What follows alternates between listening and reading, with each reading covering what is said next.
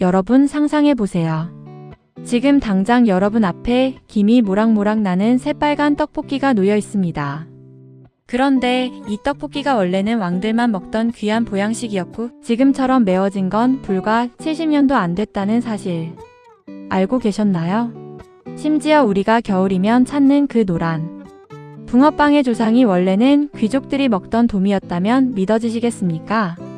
우리는 매일같이 이 음식을 먹으면서도 그 속에 담긴 가난과 전쟁, 그리고 생존의 역사는 잘 모릅니다. 오늘은 여러분의 침샘을 자극하는 동시에 뇌까지 즐겁게 만들어줄 겨울 분식 5가지의 충격적인 변천사를 들려드릴게요. 준비되셨나요? 시작합니다. 하나, 떡볶이 궁중의 우아함에서 전쟁의 치열함으로. 첫 번째 주인공은 대한민국 국민이라면 사랑하지 않을 수 없는 떡볶이입니다. 흔히 떡볶이 하면 고추장 양념을 떠올리지만 원래 조선시대 떡볶이는 궁중 떡볶이였습니다. 소고기와 채소를 넣고 간장으로 맛을 낸 고급 요리였죠. 당시엔 쌀이 워낙 귀했기 때문에 떡 자체가 아무나 먹을 수 없는 사치품이었습니다. 그런데 이 우아한 요리가 어떻게 지금처럼 화끈하고 저렴한 서민 음식이 됐을까요? 여기에는 2가지 결정적인 사건이 있습니다. 첫 번째는 6.25 전쟁 이후 미국의 밀가루 원조입니다.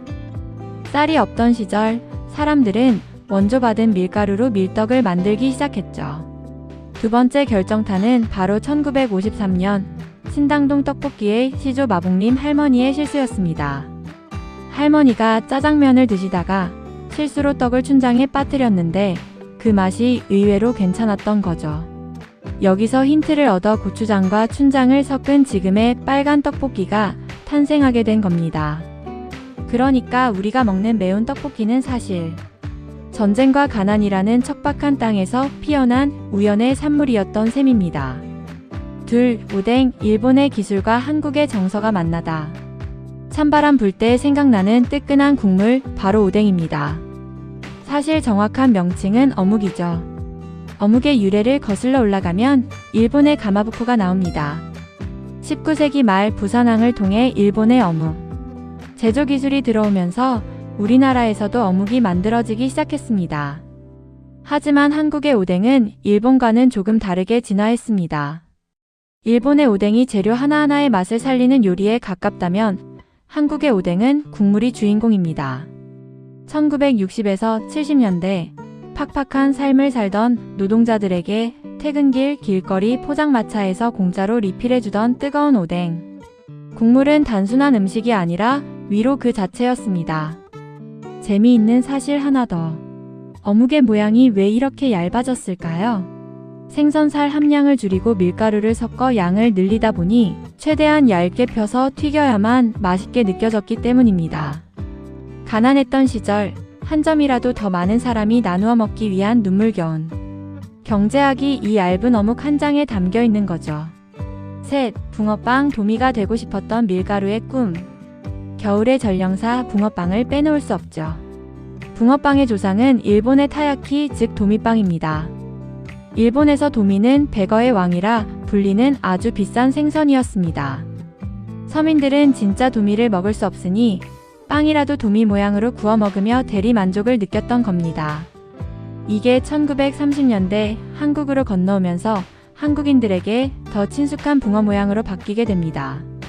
붕어빵은 한국 경제와도 궤를 같이 합니다. 1950년대 미국발 밀가루 원조로 반짝 유행했다가 7, 80년대에 잠시 주춤하더니 1990년대 IMF 외환위기 때 다시 폭발적으로 늘어납니다. 실직한 가장들이 소자본으로 시작할 수 있는 가장 만만한 장사가 바로 붕어빵이었기 때문이죠. 요즘엔 붕세권이라는 말이 생길 정도로 귀한 몸이 됐고 팥 대신 슈크림, 피자, 고구마까지 들어가는 화려한 변신을 꾀하고 있지만 그 근본은 여전히 서민들의 시린 손을 녹여주던 따뜻한 위로에 있습니다. 넷, 호떡 호나라 사람들이 가져온 생존의 맛. 네 번째는 달콤한 설탕 시럽이 일품인 호떡입니다. 호떡이라는 이름의 호가 오랑캐오자를 쓴다는 사실 알고 계셨나요? 19세기 말 이모군란 당시 들어온 중국 청나라 상인들이 생계를 위해 팔기 시작한 음식이 바로 호떡입니다. 원래 중국식 호떡은 고기나 채소를 넣어 짭짤하게 구운 형태였습니다. 그런데 한국인들의 입맛을 사로잡기 위해 달콤한 조청이나 설탕을 넣기 시작하면서 지금의 꿀호떡으로 정착하게 된 거죠. 특히 호떡은 1970년대 분식 장려 운동과 맞물려 전성기를 맞이합니다. 쌀 소비를 줄이기 위해 국가 차원에서 밀가루 음식을 권장하면서 호떡은 최고의 영양 간식으로 등극했죠. 뜨거운 기름에 지져내듯 튀긴 호떡 한 입은 겨울철 부족한 열량을 보충해주는 완벽한 에너지원이었습니다. 5. 군고구마와 군밤 사라져가는 낭만의 경제학. 마지막은 이제는 편의점 기계 안으로 들어간 군고구마와 군밤입니다. 예전에는 골목 어귀마다 커다란 드럼통을 개조한 화덕에서 연기를 뿜으며 고구마를 굽던 청년들을 쉽게 볼 수 있었죠. 사실 군고구마 장수는 대학생들의 아르바이트 1순위였습니다. 겨울방학 동안 등록금을 벌기 위해 추위와 싸우며 고구마를 구웠죠. 하지만 지금은 왜 거리에서 군고구마 드럼통이 사라졌을까요? 답은 가성비에 있습니다. 고구마 가격 자체가 급등했고 가스나 전기 화덕을 쓰는 편의점이 들어서면서 길거리 직화 방식이 경쟁력을 잃은 겁니다. 하지만 여전히 우리는 노란 고구마 속살을 보며 옛 추억을 떠올립니다.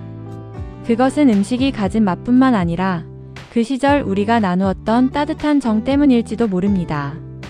오늘 우리는 떡볶이부터 군고구마까지 우리 곁을 지켜온 겨울 분식의 역사와 변천사를 살펴봤습니다. 어떠셨나요? 그냥 배를 채우기 위해 먹었던 간식들이 사실은 우리 민족의 고난과 극복 그리고 변화하는 시대상을 그대로 비추는 거울이었다는 사실이 놀랍지 않으신가요? 시대가 변하면서 길거리 포장마차는 사라지고 키오스크와 배달 앱이 그 자리를 대신하고 있지만 추운 겨울 모락모락 피어오르는 김을 보며 느끼는 설렘만큼은 예나 지금이나 변함이 없는 것 같습니다. 요약하자면 첫째, 떡볶이는 원래 궁중 음식이었으나 전쟁과 실수를 통해 서민의 매운맛이 되었다. 둘째, 어묵과 붕어빵은 타국의 문화에서 시작되었으나 한국 특유의 정서와 생존 전략이 더해져 독자적으로 진화했다. 셋째, 모든 분식에는 그 시절을 버텨내게 해준 따뜻한 위로가 담겨 있다. 오늘 영상이 여러분의 겨울을 조금 더 따뜻하고 맛있게 만들어드렸다면 좋겠습니다. 구독과 좋아요, 알림 설정은 제가 더 맛있는 지식을 요리해오는데 큰 힘이 됩니다. 여러분의 최애 겨울 분식은 무엇인가요? 댓글로 여러분의 추억을 공유해주세요. 저는 다음에도 더 흥미롭고 유익한 지식 이야기로 돌아오겠습니다. 감사합니다.